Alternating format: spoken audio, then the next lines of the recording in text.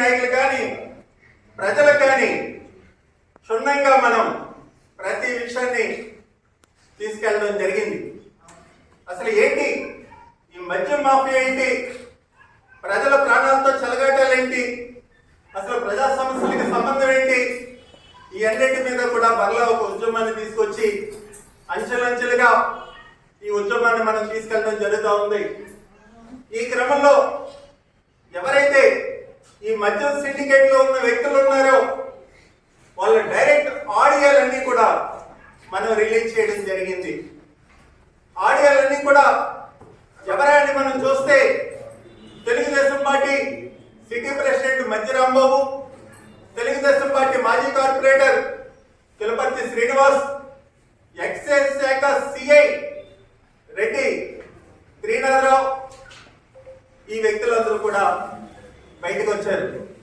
అసలు ఈ వ్యక్తులకి మద్యం సిండికేట్ సంబంధం ఏంటని అనేక సార్లు మనం ఆలోచించడం జరిగింది.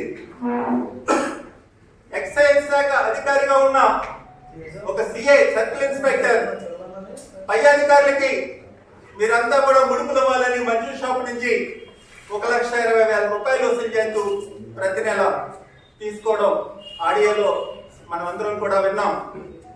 మరి రెండో విషయం, తిరుపతి శ్రీనివాస్ ఎమ్మెల్యే గారికి 1,40,000 రూపాయలు ప్రతి మద్యం షాపు కట్టాలని హుకుం జారీ చేసి 1,40,000 రూపాయలు ఆయన వసూలు చేయడం ఆడియోలో మనం అందరం విన్నాం. అలాగే మధ్య రాంబాబు గారు సిండికేట్ అంతా కూడా ఒక చాటుకు రండి, షాపులు ఎలా పెట్టుకోవాలి, ఎంఆర్పి వైలేషన్ చేసి ప్రతి బాటిల్ పై 10 రూపాయలు ఎలాగ అమ్మాలి, నకిలీ మద్యాన్ని ఎలా తెచ్చుకోవాలి, కల్తీ మద్యాన్ని ఎలాగ అమ్మాలి అన్న ఆడియో కూడా మనం అందరం చూసాం. వీటిలన్నింటి మీద గత కొంతకాలంగా స్థానిక ఎమ్మెల్యే అలాగే ఈ నాయకులందరూ కూడా అది ఏఐ టెక్నాలజీ అని, దానికి మాకు ఎలాంటి సంబంధం లేదని కొట్టిపారేసి నిస్సిగ్గుగా ప్రజల్లో తిరగడం మనం అంతా చూసాం. అయితే మరలా ఆ రోజు నుంచి చెప్తా ఉన్నాడు, మీరు బహిరంగ చర్చకు రండి, అది ఏఐ ఒరిజినల్ తేల్చేద్దామని. కానీ ఏ ఒక్కరూ కూడా ముందుకు రాలేదు. చాలా రోజులు 2 మాసాలు మరలా చూశాడు, వేచి చూశాడు, వీళ్ళు ఎవరైనా వస్తే ఒక బహిరంగ చర్చా వేదికలో మీడియా సమక్షంలో దీన్ని తేల్చుకుందామని.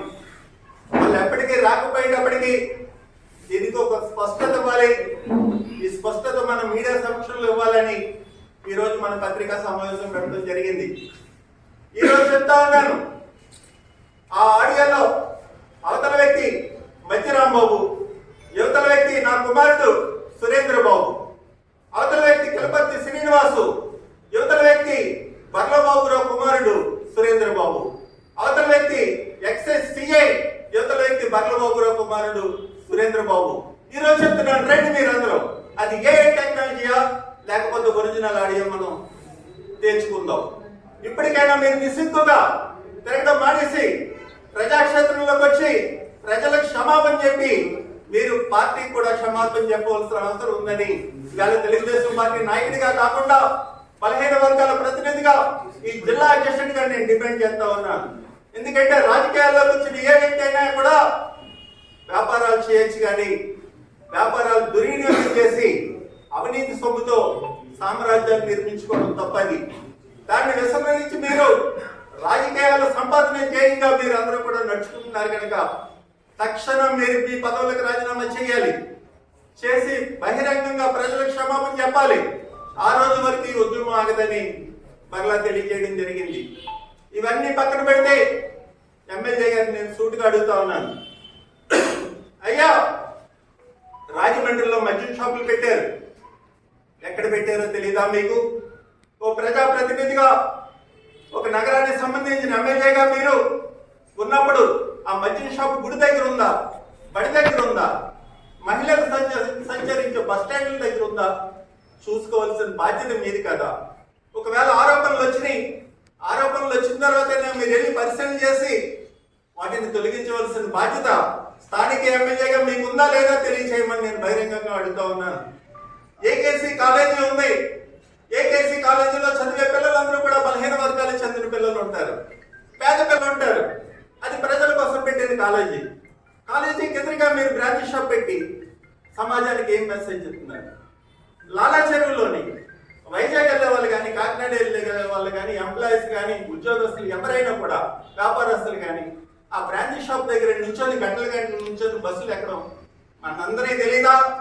కొన్ని మీకు ప్రజాప్రతినిధిగా మీకు తెలీదా? రాజమండ్రి ఎమ్మెల్యేగా ఉన్న మీరు తెలుసుకోవాల్సిన బాధ్యతలు. నేషనల్ హైవేలో 4 మద్యం షాపులు పెట్టారు. నేషనల్ హైవేలో ప్రమాదాలు ఎలా జరుగుతున్నాయి మొన్న కర్నూలులో మనం చూసాం. నేషనల్ హైవేలో ఉన్న బ్రాంచ్ షాప్ లో వాడి మద్యం బాటిల్ కొనడం వల్ల వాడు చనిపోవడమే కాకుండా అపసొమ్మం తెలియని 22 మంది బస్సులో అగ్నికి ఆహుతైపోయారు. అది నిజం కదా ఎమ్మెల్యే గారు? నేషనల్ హైవేలో ఎలాంటి జీవం ఉన్నా కూడా దాన్ని అనుమతించకపోవడం మీ ధర్మం కదా? ప్రజాప్రతినిధిగా ప్రజలకు ప్రాణాలు కాపాడవలసిన బాధ్యత మీకు లేదా? ప్రజాప్రతినిధిగా ప్రజల క్షేమం కోరుకోవలసిన బాధ్యత మీకు లేదా? 22 మంది అగ్నికి ఆహుతవుతూ ఉంటే అలా అహంకారాలు మీరు ఒకసారి ఊహించుకోండి ఎమ్మెల్యే గారు. నేను అడుగుతా ఉన్నాను, వాళ్ళకి ఏం పాపం తెలుసు? ఎవరి స్వార్థానికి మద్యం షాప్ పెట్టాడు హైవేలో? ఎవరి స్వార్థానికి 22 మంది అగ్గిలో కాలిపోయారు? అదే మన కుటుంబంలో జరిగితే మనం ఏమైపోతాం? ఎమ్మెల్యే గారు మిమ్మల్ని అడుగుతున్నాను సూటిగా, మీరు ఆలోచించండి. ఏకేసీ కాలేజ్ ఎదుర్కొన్న బ్రాంచ్ షాప్ ఏంటో మీరే సమాధానం చెప్పాలి.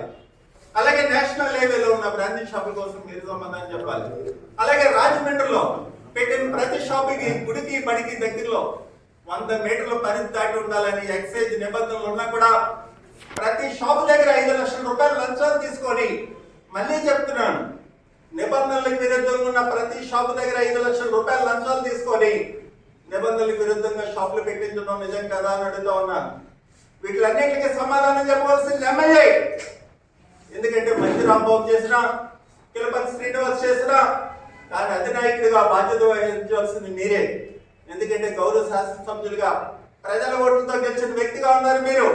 వీళ్ళందరూ కూడా నామినేటెడ్ పదవులు వచ్చారు. మీరు నియమితో వచ్చిన వాళ్ళు వీళ్ళంతా కూడా, వీళ్ళెవరికీ ప్రజలు ఓట్లు వేస్తే పదవులు ఇవ్వలేదు.